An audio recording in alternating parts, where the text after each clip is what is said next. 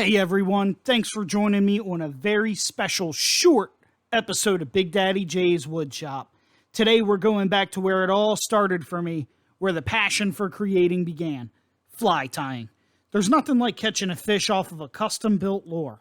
Today we'll go over the tools in this beginner kit, show you a few of them in action.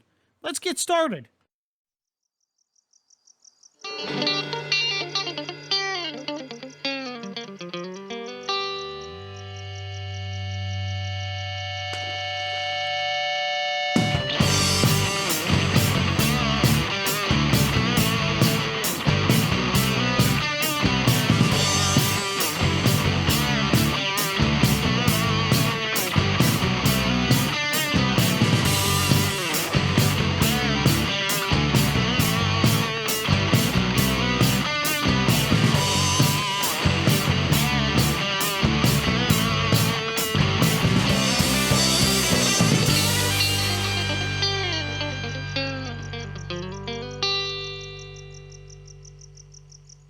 So let's go over this kit.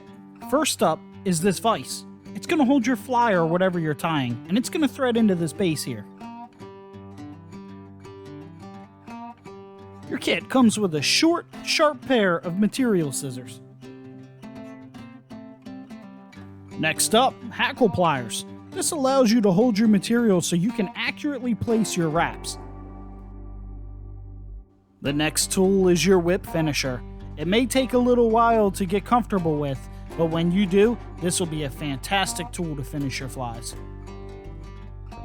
This one here is called a bodkin, or a half hitching tool. I've also used mine as an applicator for fly head cement.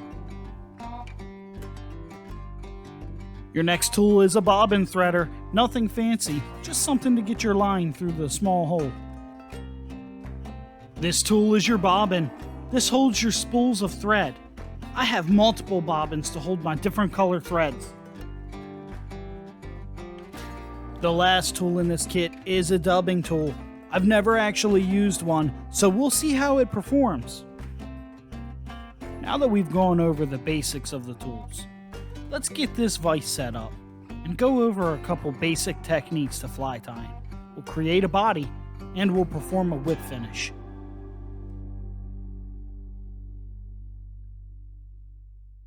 Let's start off by making a basic fly body. This is what all of your material is going to wind up being attached to.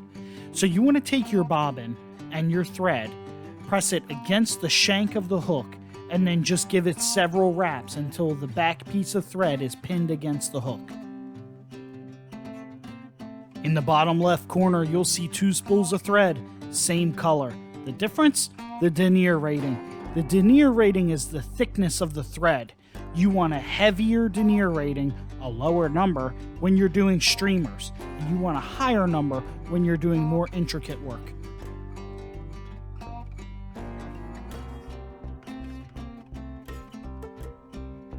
Once you've got your body made, just snip off your excess thread. Our last basic step of the day is a whip finish. Hold your tool back here. Place the thread between the hook and the groove and give it a slight twist upward to make a sideways four. With a few wraps, slide the thread off your whip finisher and cut the thread. That's tight and not coming loose. Short and sweet today, folks. Next on our lure making series, we'll go over materials, tie a streamer, and we'll work on some lead pouring for those who prefer spinning rods. Also, be sure to catch a special 4th of July episode where we honor my favorite police officer, my cousin. Thanks for joining me today, folks. Stay sweeping sawdust.